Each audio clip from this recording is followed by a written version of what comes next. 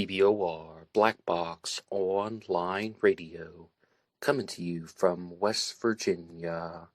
BlackBoxNid88 on Instagram for the bonus podcast. And welcome to BBOR, the home of true crime talk radio and your premier destination for unsolved mysteries, criminal psychology, and exploring the dark side of cyberspace. My name is Ned DeHaan, and I am your host, as well as the creator of AstroPsych 400 here on YouTube, and regular contributor to the Zodiac Killer channel. And a great way to support these shows is just by listening to some more content. But you can also go over to Amazon.com and have a look at the book Killer on a White Horse, written by me, Ned DeHaan. It is a novel, murder mystery, inspired by the Zodiac Manson connection, but it is indeed fictional. However, who doesn't love a good mystery? And there is always the TeeSpring page. Feel free to check out some of the merchandise. And remember, being weird is not a crime. Let the show begin. Okay, hello everybody. Today is Monday, another Zodiac Monday. Welcome to the show. How's everybody doing? Hope everyone had a good weekend.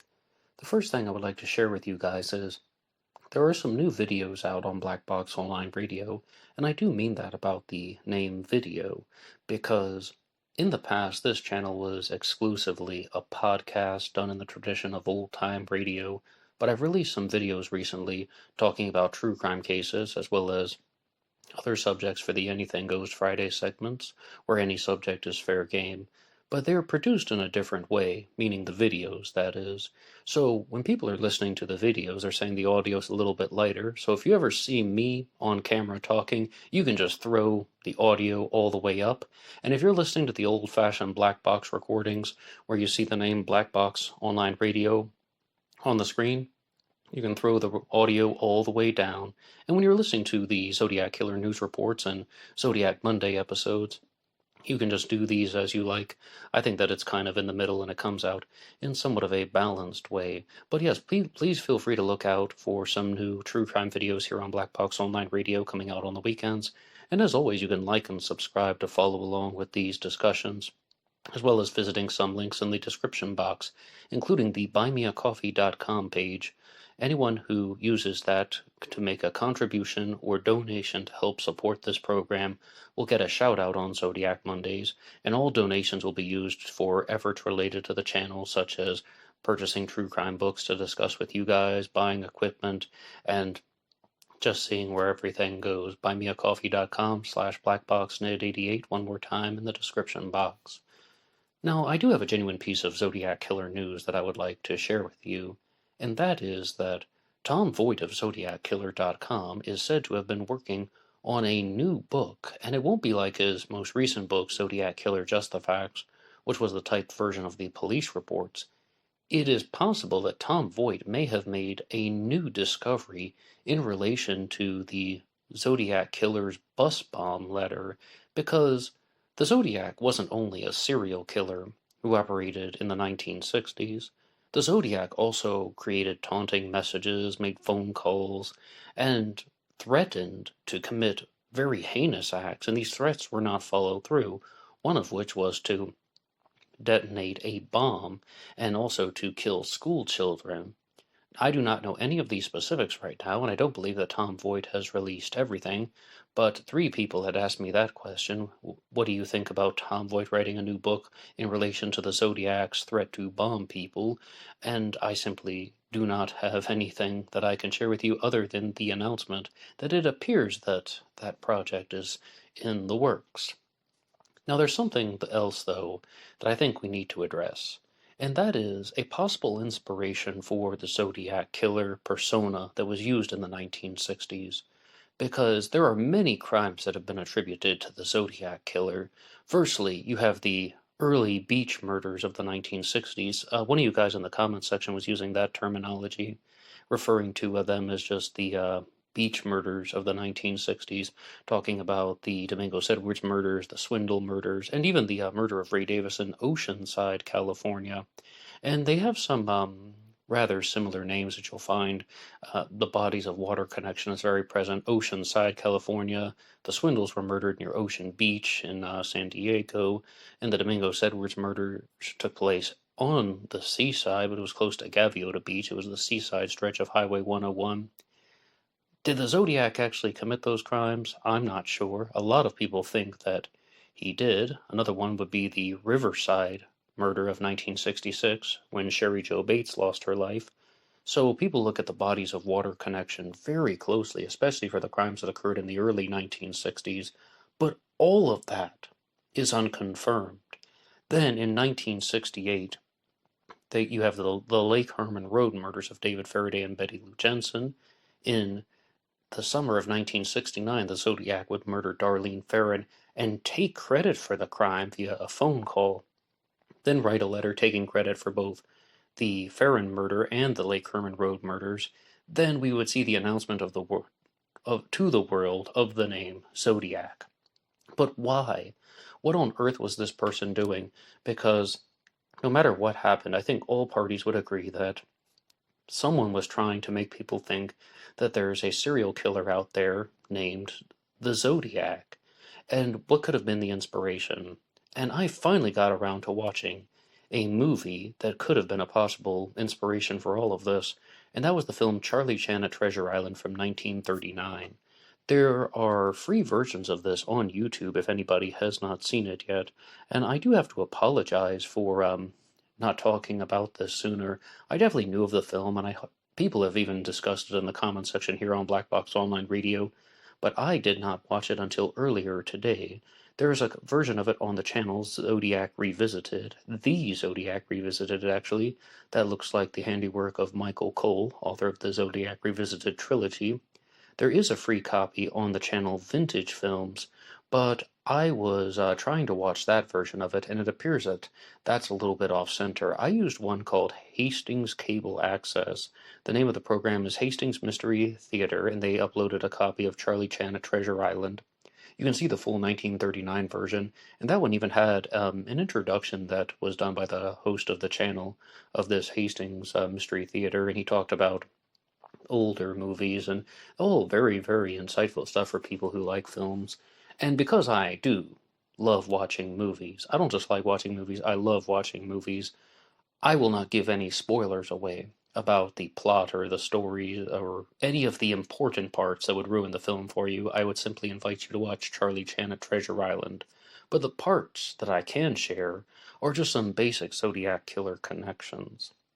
Number one, there is a killer who is introduced very early on in the film called Zodiac, and then later on they refer to him as Dr. Zodiac, revealing his full name more or less. The full persona is Dr. Zodiac in that film. But yes, there is a killer that is using that name, and I really thought that that was just going to be the extent of it. Like my initial belief about the film before I had watched it. Okay, I'm sure there's this killer named Dr. Zodiac, and people are trying to draw some parallels. Oh no, it was so much bigger than that, because not only does this Dr. Zodiac murder people, he writes taunting messages and confusing letters that people can't quite figure out. And this takes place where? San Francisco. And in California. They actually say that Dr. Zodiac is from San Francisco, but he is actually a citizen of the universe. And then there's a Los Angeles setting as well. But Dr. Zodiac has origins in San Francisco. And then there is a reporter who is following the story from where? The Chronicle. And all of this is just lining up with the way that Zodiac acted. And some people think that this was just the inspiration for the whole thing. I think that it's quite possible. I mean, heavily, heavily influencing the Zodiac's way of thinking. And so many of you guys in the comment section have talked about this. I've talked about this. Everybody under the sun and in the darkness has talked about this. The Zodiac's ideas that are shared in the letters and the ciphers and the phone calls and everything that the Zodiac created was not original. I mean, even the Zodiac symbol was used on wristwatches. No matter what he does, or he did in the past, it was not his own original work. He's just ripping people off left and right. And ideas have to come from somewhere, but the Zodiac was also heavily inspired by the Mikado from Gilbert and Sullivan, the operetta, and he would even quote the Mikado practically directly. Sometimes he would mess around with some of the wordplay, such as in the Little List letter, the Exorcist letter also directly quotes the Mikado, even though words are misspelled.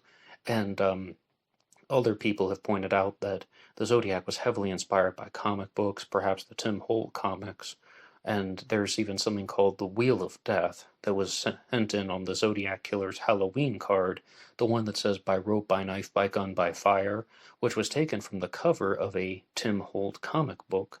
And Tim Holt is in the character of Red Mask in that one, and Lady Doom is going to spin the wheel of situations. It's called the Death Wheel, but it's a bigger literary theme called the Wheel of Situations. And you can even look at some of the Zodiac claims, like in the 408 cipher that was mailed in July of 1969, July 31st of that year, the Zodiac would talk about how he wanted to collect slaves for the afterlife, that he wanted to become a serial killer because he was hunting people for sport, and it was fun. It was more fun than hunting wild game in the forest because man is the most dangerous animal of all. That could be a link to The Most Dangerous Game short story, and they've made several movies based on that one. But then the Zodiac goes on to say that when he dies, he will be reborn in paradise, and those whom he has killed will become his slaves. And some people think that that is actually taken from either Filipino folklore or Egyptian mythology, where the pharaoh thought that when he died, he would be reborn in paradise and he would have slaves. So this guy has some type of holier than thou complex as well as a king complex, thinking that he's going to be like on par with the pharaohs, superior in some type of way. The whole point is all of the Zodiac's ideas most likely came from somewhere else, and there wasn't really anything very genuine about this person who's trying to turn himself into somewhat of a serial killer legend. And once you get under the surface of the Zodiac's material, you'll find that a lot of it is just little cheap knockoffs. And we could go on and on and on about this. Oh, what the hell, let's do it anyway. Let's go. The Zodiac also borrowed a lot from Jack the Ripper, and I've never written a Zodiac killer book, but I still haven't found a Zodiac Jack the Ripper book that has purely documented all of the observations, because the Zodiac mailed in the letters after the second killing, not the first. Jack the Ripper mailed in the first letter after the second killing, not the first. Jack the Ripper mailed in the kidney of a victim, a half kidney that was preserved in some type of fluid in a box that was attached to the From Hell letter, and the Zodiac mailed in a piece of Paul Stine's bloody shirt that was cut from the lower back area with multiple letters, and I purely think in every fiber of my being that the Zodiac was trying to either imitate Jack the Ripper or emulate from him, or the inspiration for the Zodiac's activities went on or were coming from the Ripper. Even the fact that the Zodiac committed all of his crimes in the summer and the fall, Jack the Ripper operated in the summer and the fall, both within less than a 12-month time frame. So, I mean, there are just so many examples about how the Zodiac is just recreating Jack the Ripper. That means he's not an original person. Back to Charlie Chan at Treasure Island. There is even one scene near the end of the movie when you see the killer, but you are unable to see the killer's face, and everything is blacked out. It was actually shot in a rather creative way. You just see these two eyes looking from the darkness, and immediately I thought of the Lake Berryessa costume that the Zodiac Killer wore on September 27th of 1969 when he was attacking Brian Hartnell and Cecilia Shepard, and the Zodiac wore this black costume that was covering him from head to toe, really, and it had a rectangular shaped hood, and he was most likely wearing gloves, and underneath the hooded costume, or the hood, it was possible that the Zodiac was wearing a navy blue windbreaker or some type of very light coat. And then he approached Brian Hartnell and Cecilia Shepard at gunpoint, most likely carrying a .45 caliber pistol, and he had an extended conversation with them. He said he was an escaped convict from Mexico, and that he needed their money, and he tied them up and stabbed them. So that was all a lie. I think that is more evidence that shows that the Zodiac was just a big liar, and again, not someone who is as brilliant as they make it sound. I mean, he could have had some type of very intricate story about that was all completely true and just dropping little clues for people to figure out in some type of more complicated sequence. No, in that one, he said that all I want is your money, and then he tried to kill them, and he actually did murder Cecilia Shepard. So he's a liar. And part of me was thinking that, there could have been an inspiration for the Zodiac costume from looking at those eyes in the darkness in the Charlie Chan film. But then I thought, I'm going to be 50-50 on that one because the Zodiac wore the hooded costume at Lake Berryessa. That's true. And I've even talked before on the channel about people think that an inspiration for the costume may have been that he was um, trying to recreate the night because he went out at 6:30 p.m. on September 27th, so it was still daylight out, and he just wanted to recreate the darkness of night by putting it on his clothing. But it doesn't really tie into the movie exactly because you can see the killer's eyes in the movie, and the Zodiac wore clip-on sunglasses to hide his eyes at Lake Berryessa. So 50-50, I definitely see how someone could put those two ideas together and begin to think that that is some type of inspiration. But believe it or not, though, if you do watch the film Charlie Chan at Treasure Island, there is a character in it named Rodini, and he is a magician who has $1,000 prize for anyone who can demonstrate genuine proof of psychic powers. And some of you are already probably seeing how this is perhaps a real inspiration for something outside of the true crime world. And there was a real life magician named the Amazing Randy who had a $10,000 prize for any psychic who would demonstrate their abilities under controlled conditions. And then the Amazing Randy upped his prize to $1 million even at one point. And I used to follow his material a lot back in 2011, and I'll share some more things about him in the past, but it looks like there were several different things that could have come out of this film, Charlie Chan at Treasure Island.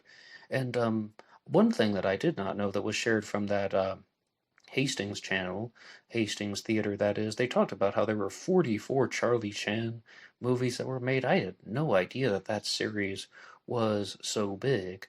And it is a little bit hard to watch at some points because Charlie Chan at Treasure Island, because Charlie Chan is supposed to be Chinese. He even translates some Chinese in the movie, but he's of course very clearly played by a Caucasian male. However, they chose to cast someone of Asian descent to play his son, who was perhaps the most entertaining actor in the entire movie. And it's just a little bit hard to see some kind of white guy with his eyes in a different shape saying stuff like, "Oh, correct, bah, you see not so clearly." Something talking like that. And I was like, yeah, well, all right, this is a little bit awkward, but it was from a different time, and I think that we're just going to leave it there and move on and recognize that movies were made differently back in 1939. And not to be too critical of the film, because I don't really do traditional reviews, but it was mostly entertaining. 85% entertaining is what I wanted to put in. And I think a lot of that was because I was looking for Zodiac clues. And from the first 10 minutes, I recognized that, wow, this is not only going to be an inspiration for the Zodiac Killer, almost certainly, this film played a role in the creation of the Zodiac Killer persona, but it also played a role in perhaps the creation of the career of James Randi, the Amazing Randy. And I just wanted to look for clues and hints and anything that could provide some type of discussion about these subjects. Then in the middle of the movie, the middle near the end, it really dipped down, and I even spaced out for a while. But by the end, everything just came together, and there's even like some big moments of comic relief, excuse me, and it turned out to be a winner of the film, 85% entertaining, as I said. But there is one theory that was discussed in the movie, and I don't think that this is a spoiler, and maybe I'm even reading too much into this exact sentence, but Charlie Chan, the detective, says that someone was wearing a mask, and there were two Zodiacs. And you guys know that even though I don't endorse this theory, there's something in the Zodiac world called the multiple killers theory. And that is that multiple people were involved with the Zodiac murders in 1968 and 69. Is that actually true? As I said, I don't know. I wish I did. But I definitely get curious about it. And I think that, based on the events of the film, plus the real events that took place in 1968 and 69, I think that this movie could tie into a possible partnership theory. Again, multiple killers just meaning more than one, and that there was one person who committed the murders at Lake Herman Road, Blue Rock Springs, and the Paul Stein murder, which were all committed by gun. And there was also another person, a different individual, committed the Lake Berryessa stabbing, the one that I was talking about previously. But in terms of the creation of this partnership, I have to move on now from Charlie Chan at Treasure Island. And by the way, if you guys have any questions about that movie or any other possible Zodiac leads, I will gladly discuss this with you in the comment section. If you've seen this and you want to challenge me on the points, or if you want to ask a follow-up question, or if you haven't seen it and you're curious about some things that aren't related to spoilers, put your ideas in the comment section down below. Anything is fair game, and is a mostly open discussion with me. I won't really get mad, so just share absolutely anything that you're thinking about with the Zodiac movie connection. But I said I have to move on to something else because I'm giving a shout out to Neil Arnold, who posted something in one of these Zodiac Killer Facebook groups, and he showed how Tim Holt was the comic character that was previously mentioned with the Wheel of Death. But he posted an image of Tim Holt and his Red Mask character, the same character that is on the Wheel of Death cover, and he's fighting somebody named Iron Mask. And once again, similar shape of the costume, even though that's metal and the Zodiac was most likely wearing cloth. Was that some type of inspiration for the Lake Berryessa costume? Because it's most likely that the Tim Holt comics were an inspiration for the Zodiac persona. Now, how big? I'm not sure. Did he just like the idea of the Wheel of Death? Or were things genuinely plotted by rope, by knife, by gun, by fire? And that the crimes by knife have to be committed by the Iron Mask, and the crimes by gun have to be committed by the Red Mask? Is it that big? I think about these things. I don't have perfect answers, sadly. But I would like to give a shout out to YouTube user The Stackanova, someone whom I've read a comment from before here on this channel, who has asked some questions about the Lake Berryessa stabbing. And I addressed these recently. They were posted by a different user. Stefan actually wrote these out in an email. They're very similar questions, but this is two-part. The questions were about the Lake Berryessa attack. Why don't I just read the thing? The Zodiac at Lake Berryessa attack makes no sense at all. Let's start by asking ourselves some questions. Why wear a mask to commit a crime? A. To conceal your identity. B. Theatrical presentation. C. To assume a role. Or D. All of the above. Now, I've addressed some of those questions in recent episodes, but I wanted to read this part of the Stackanova's comment, which was sent in on a recent Zodiac Killer News report for August 22nd of 2022, and it's an essay-length comment, so if anyone would like to go over there and read that as well as listening to some older episodes of BBOR, why not? But the Stackanova says, let's move on to reason number 2, or reason B, theatrical presentation. What are the two parts to this analysis? Number one, who is the audience? That's right, who's the audience for the Lake Berryessa stabbing? Number two, what presentation is intended to be conveyed? And immediately I was reading that, and even without going any further into the comment, I was thinking, who would have the audience have been at Lake Berryessa? And I thought, 100% Brian Hartnell and Cecilia Shepard, the victims. To the best of our knowledge, even in 2022, nobody saw this killer standing there with the costume, holding them up at gunpoint, and that the victims provided all of the details, most notably Brian Hartnell's recollection of the Lake Berryessa transcript and the description of the person holding the gun. But then, the Stakhanova responded with something very similar. That question, who is the audience, is easy, and it seems to be one that people overlook most often. His audience was the two victims, and that's it. Because unless he fails in his task, or someone chances upon him performing his task, no one will ever know that he wore the costume or spent time to make it, or wore part of it to the crime scene, so his two victims were the audience. Now that part we are in agreement with, that the killer was only wearing that hooded costume for the victims. He didn't want anyone else to see it at that particular time. But here's something, though, that I might challenge you on, the Stakhanova. How do we know that the costume was created exclusively and directly for the Lake Berryessa stabbing? In a recent episode of the Zodiac Killer News Report, I was talking about some similar designs for costumes that were used. I shouldn't say costumes, more like uniforms, safety gear. Firefighters wore a similar type of hood with the almost rectangular or even some type of ovular shape at the top. And the other one was welders wore a similar type of hood, and that there were holes for the eyes where welding goggles would go on, and did the person take off the goggles and then just do something very simple such as put on the clip-on sunglasses and did sew something onto the front of the Lake Berryessa hood. But as Donald Lee Cheney likes to remind us, lots of people knew how to sew back then. Lots of men knew how to sew in the mid-20th century. So just because that was sewn on, I mean, that could be the extent of it.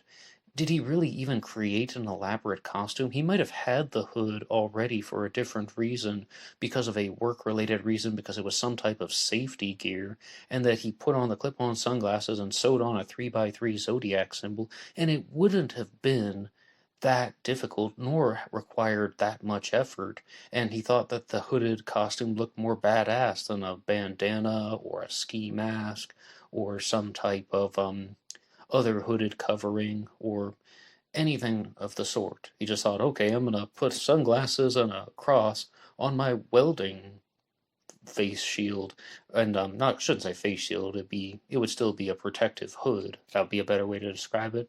But that might not fall in line with this part of the comment. Now back to what the Stakhanova has written. That brings us to the second part. What presentation is intended to be conveyed?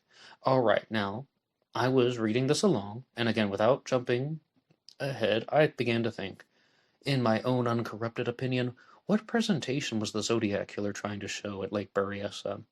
And I thought for a second, and as I said, the Zodiac is borrowing ideas from other sources, maybe Charlie Chan at Treasure Island, maybe the Mikado, and I really stopped at the Mikado. A lot of people think that the presentation is just that, the Lord High Executioner, whose name is Coco in the Mikado, because in the Mikado, by Gilbert and Sullivan, people are punished for flirting, and Brian Hartnell and Cecilia Shepard were a male and a female together on a picnic blanket. Most likely they had just had consensual sex earlier that day. The other victims were shot at lovers' lanes, so that all ties in together, and that's why people think that the costume was recreating the Lord High Executioner, and that's their observation, not mine. I definitely wasn't the first person to think of that, and I want to be very clear.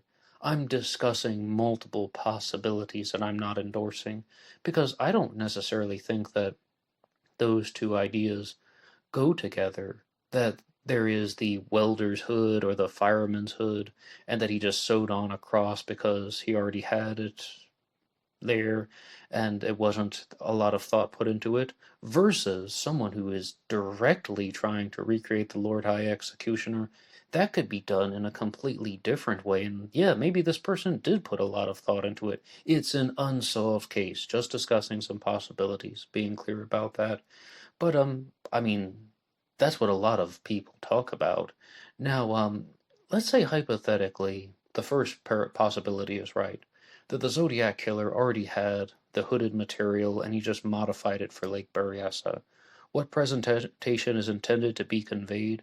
I would turn to Mark Hewitt's book Profiled when he talked about how that hood could have been chosen because the Zodiac wanted the cross to be dead center, and it was perhaps the most convenient way of having a mask and having a piece of fabric that would be in the center of his chest as opposed to on the side, or the windbreaker almost certainly would have had a zipper on it. You might be thinking, well, why not just wear a sweatshirt or something that had the zodiac symbol on it? Maybe he thought that that wasn't attractive enough, or that didn't look strong enough. And again, he would want something to connect to the hood, so you have a mask that allows that fabric to hang down and has the symbol dead center because it was a stronger effect. I mean, that's something that I read in the book Profile by Mark Hewitt, and I've talked about his book on some recent Zodiac Killer news reports. Okay, but the Stakhanova wrote, looking at the design of the costume, the presentation would be to create terror in his victims. Sure, that's a very good idea. This seems like a very plausible answer, and normally we could just move on. However, his behavior almost completely contradicts this and betrays his intention. With his gun drawn, he immediately has control of the situation and then attempts to de-escalate the situation with his "I'm on the run, I only want your vehicle" rouse he uses to get the victims to willingly comply. The costume at this point is hindering him, except for his victims not having seen his face, would make them feel more at ease. If he is using this ruse as the balaclava would have been more appropriate and successful. He stays with it all the way up until the stabbing begins, which by account is businesslike and pragmatic. There isn't time invested into creating terror or using the costume as a tool for that purpose. That's a brilliant observation from the Stakhanova. If this guy's trying to be the Lord High Executioner, why doesn't he say something like that? I'm the Lord High Executioner, and you're going to be punished for flirting.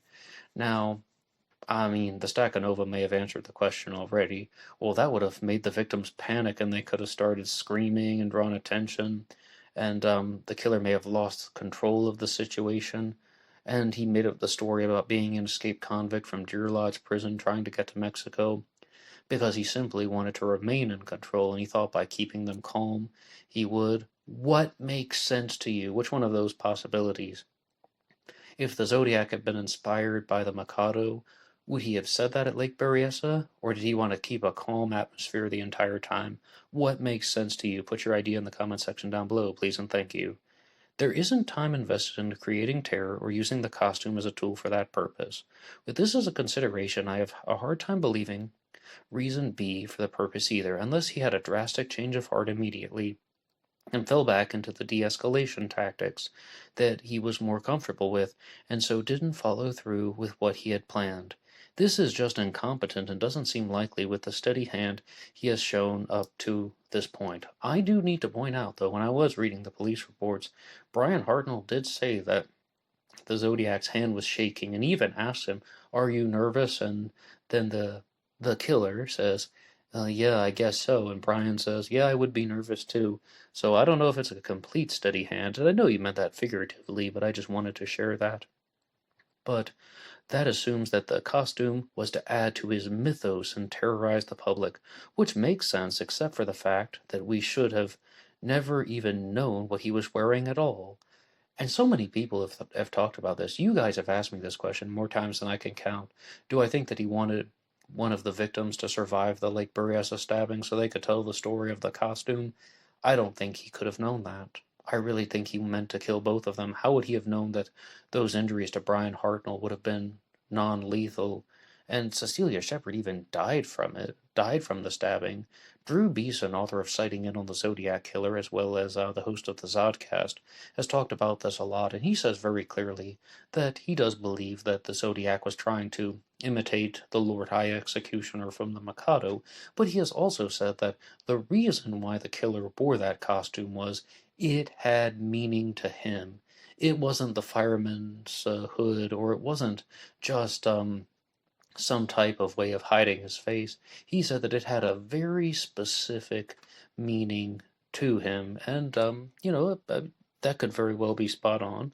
Let's see, but the Stakhanova continues with, if no one had survived, we wouldn't have known what he was wearing, that he was wearing a costume at all, and as far as we know, he didn't wear one before or since. You need to tell that to the Infographics channel when they had their illustration of the Zodiac wearing the Lake Berryessa hood in the back of Paul Stein's taxi, and that's why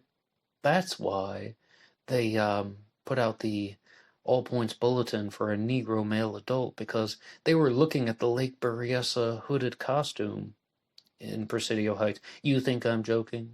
You think I'm joking? I'm not joking. Someone actually put that out on the internet.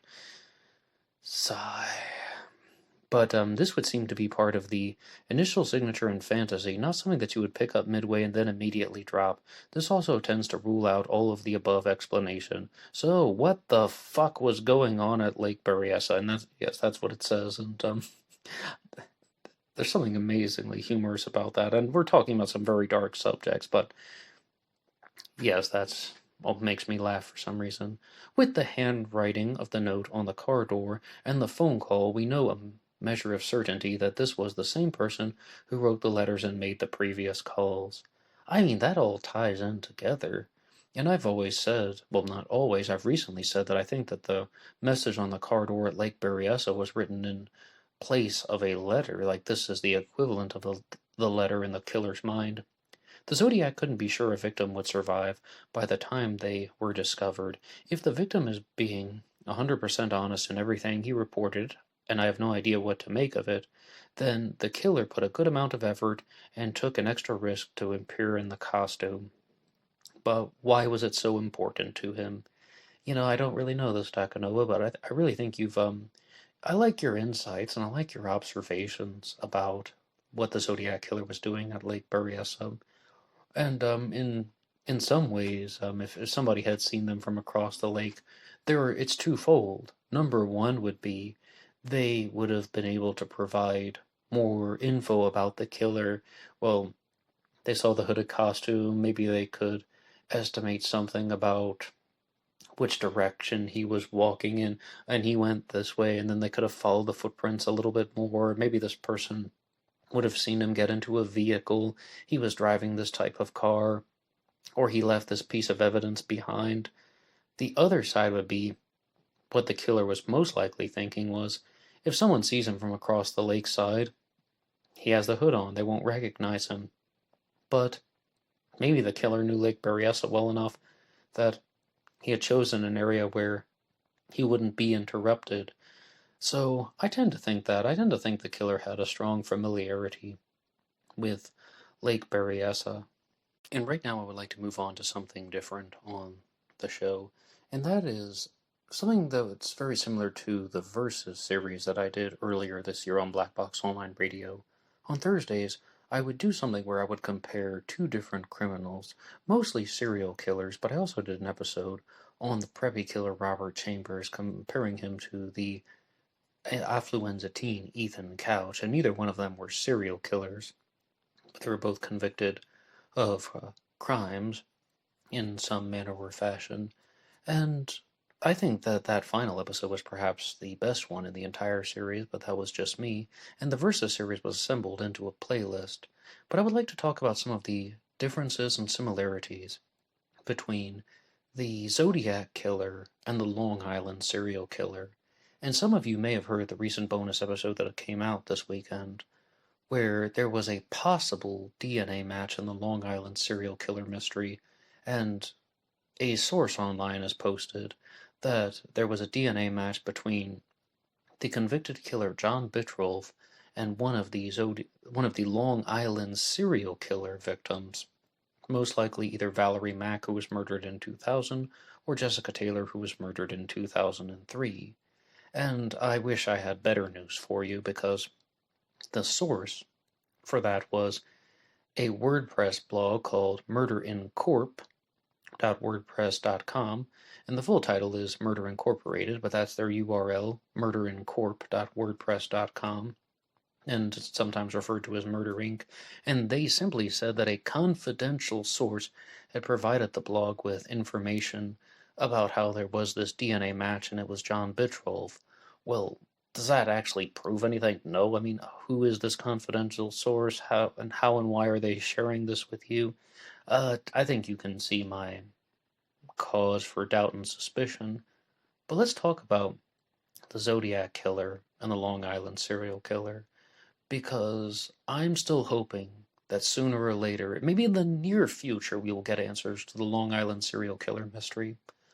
The Zodiac had a very short confirmed reign of terror. 1968 and 69, I mean, that's really just 10 months. The Long Island serial killer was most likely operating for how many years? 13, 14, 15 years? That is so much more typical when you would think about a man in his early to mid-20s committing the first crime, committing the final crime by the time he's 40. Very typical behavior for a serial killer. But the Long Island serial killer would mutilate the bodies of the victims and dismember them, cutting them apart, cutting off their legs. Very, very horrific stuff. The Zodiac would almost never even touch a dead body, with the exception of Paul Stine. And believe it or not, according to Dr. Todd Grande, that actually means that the Zodiac was less worried about what was going to happen, and that the Long Island serial killer was higher in neuroticism, and that he was more worried about the situation. And you would think that the serial killer who is dismembering the bodies doesn't care, and he's just some type of cold-blooded, ruthless animal of a human being. But no, it's really quite to the contrary. That actually means that he was worried about getting caught, so he's mutilating the corpses to destroy evidence or to confuse the authorities. And there's a certain level of neuroticism involved with those behaviors. But the Zodiac had to have been low in neuroticism because he mailed in letters bragging about the crimes. This is the Zodiac speaking. I shall state some facts that only I and the police know. I killed people, and I'm going to tell you some details about it. Although those letters didn't have in that order, and I jumbled everything together because I was mocking the killer, and the Zodiac was a terrible person no matter what. No matter what theory you're going with, I guarantee you your suspect was terrible in some way. Now, and by suspect, I mean the actual Zodiac killer, if your suspect is confirmed. Some innocent people do get accused of being the Zodiac, like Steven Seagal. He never did a single bad thing in his life, not. Major difference between the Zodiac and the Long Island serial killer is the Long Island serial killer went after prostitutes. The Zodiac goes after couples who are in lovers' lane settings, with the exception of the murder of Paul Stine on October 11th, the only time the Zodiac really got physical with the victim's body, and a little bit at Lake Berryessa, but that's while they were still alive. Paul Stine was almost certainly dead when he was shot by the Zodiac killer, and some people simply think that was because the Zodiac wanted to steal his wallet and keys, or maybe he wanted to position the taxi in a certain way, the parking brake or the steering wheel, and he wanted to make sure the taxi wasn't going to slip and start moving in a particular direction that would draw attention to it because he had just murdered the driver. So the Long Island serial killer definitely is sexually motivated. With the Zodiac, it's all questionable. It's all done in this definitely calculated way, but it's not really a person who's trying to fight off a particular urge. I think both of the serial killers have something very similar about them, and that is that they are not completely driven to commit the crimes every single weekend. That Murder Incorporated blog was talking about the Long Island serial killer maybe went after one victim in 2000, 4 days later murdered a different victim of a different gender. I don't believe any of that, because it doesn't fall in line with the narrative that has been established that the Long Island serial killer is mostly going after one victim a year, sometimes once every 3 years.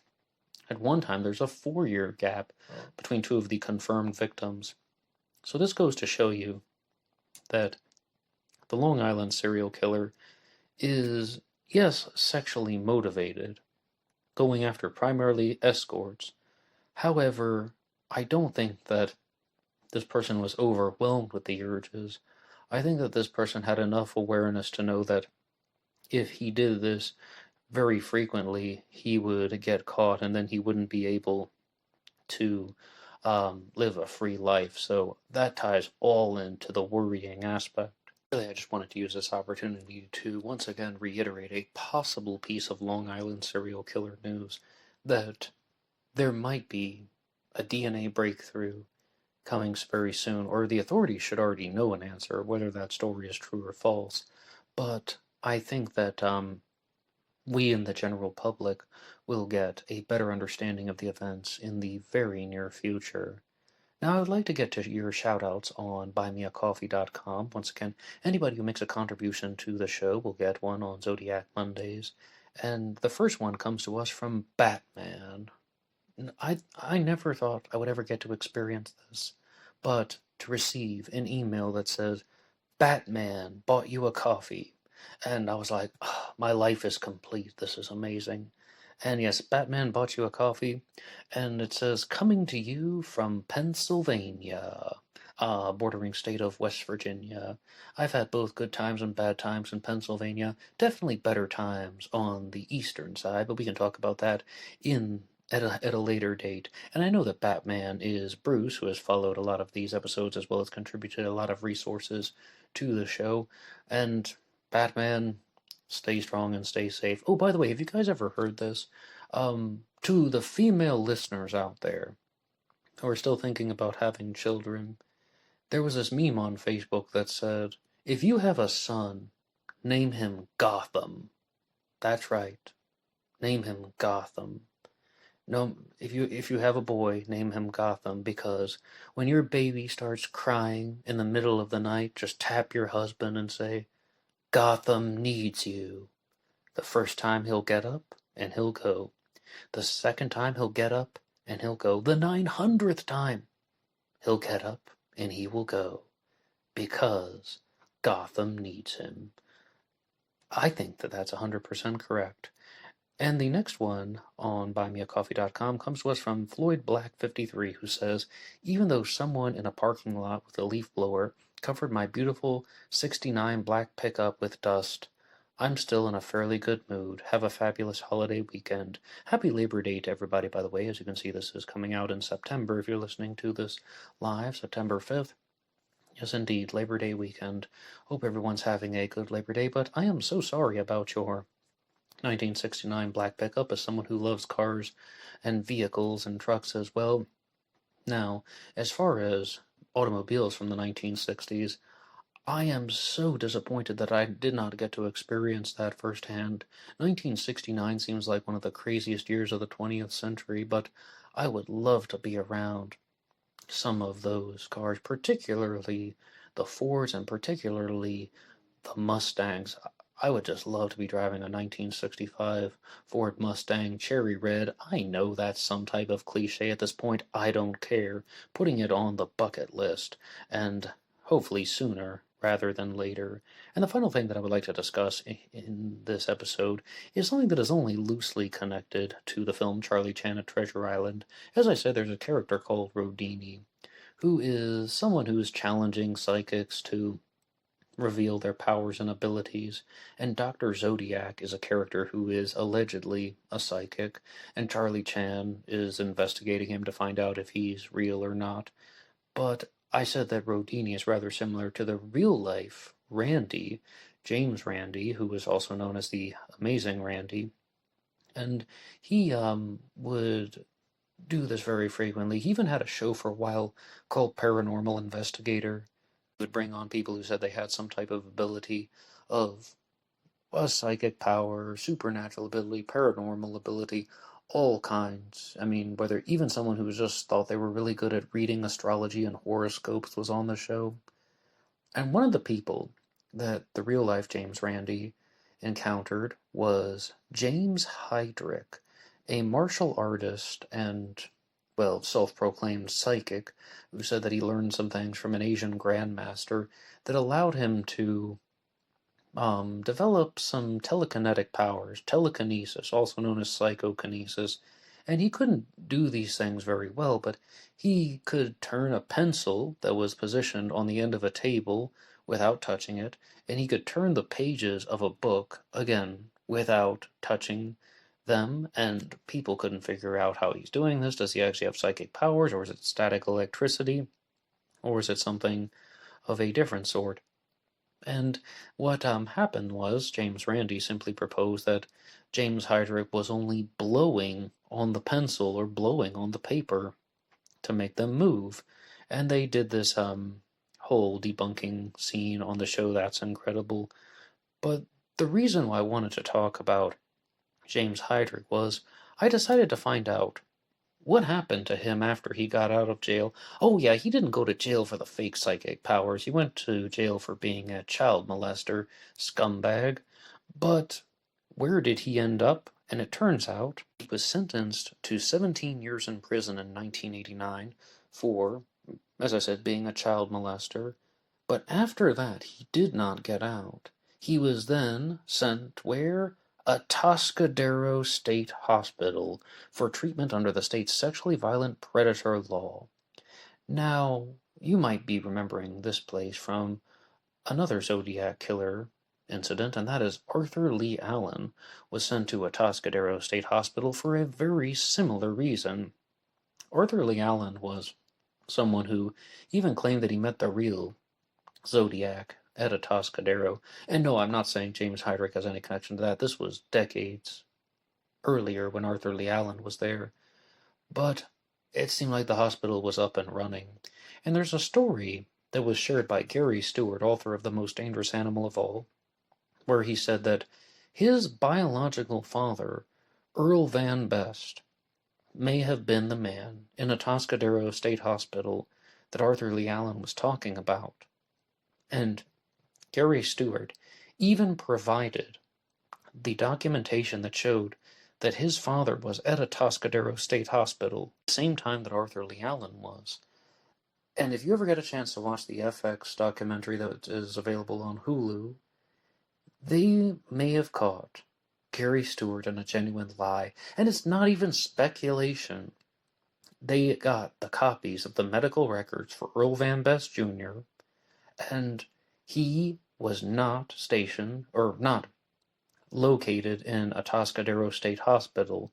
Sometime in between receiving the records and going on television and writing his book, somebody had forcefully altered Earl Van Best's medical records and included the name Atascadero State Hospital, meaning that it did not come from any official source. Did Gary Stewart genuinely get caught in a lie? I would say 100% yes, 101% yes. And I think that Gary Stewart is a blatant fraud. For that reason, among others, I don't believe that his book, The Most Dangerous Animal of All, was even an honest attempt. But to get back to James Heydrich, he was somebody who was a very gifted athlete. He was someone who had what they called impressive physical abilities. And if you ever watch any videos of him, he is extremely flexible. There's this one video when he was touching the top of a basketball rim with his feet. I mean, he could jump very high, and he was a real martial artist. And I just began to think, why wasn't that enough? Why did he have to go down these criminal pathways?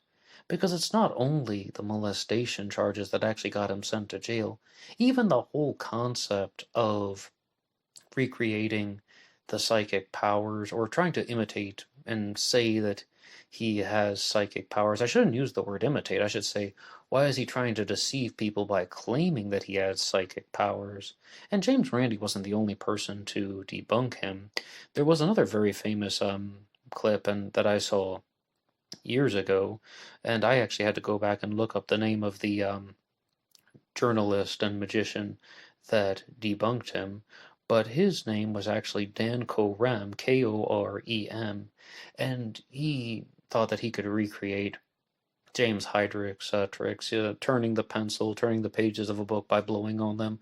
One of them was even um, turning a dollar that is in a fish tank, like you put a fish tank down and you put like a dollar that's been folded into a triangle, and James Heydrich could turn that again just by blowing on it. But what James Heydrich confessed was that he practiced and learned how to reveal large gusts of air without showing anything on his body. In short, he's breathing very heavily on the pencil or the papers or the dollar, but no one could see any change in his facial features. And this is the direct quote from Heydrich. My whole idea behind this in the first place was to see how dumb America was, how dumb the world was. And in all seriousness, I'm just seeing trauma, abuse, and some type of deficiency in his brain. Because as I said, he was a very capable athlete and he could have been a solid martial arts teacher, but he chose not to do that. And this is why you always blame the criminal and you do not blame the victim. There is conscious choice. He had the ability to say no, and he didn't want to.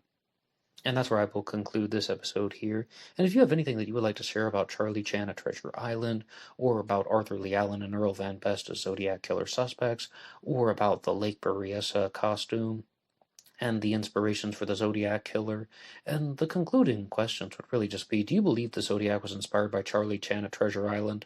After watching the movie, I think absolutely yes. But what do you think? I also think the Zodiac was inspired by the Mikado, by the Tim Holt comics, and if you'd like to weigh in on any of the other possible inspirations, there are so many of them. I mean, T.S. Eliot's The Wasteland, Detective Story Magazine, it could just go on and on and on. The Zodiac wristwatch, even. But please put your ideas in the comment section down below. Anybody can write the show at BlackBoxOnlineRadio at AOL.com. You can also get me on Facebook. My personal Facebook is in the description box. And there is always BlackBoxNed88 on Instagram. And I will see you over there for the bonus podcast. Until next time.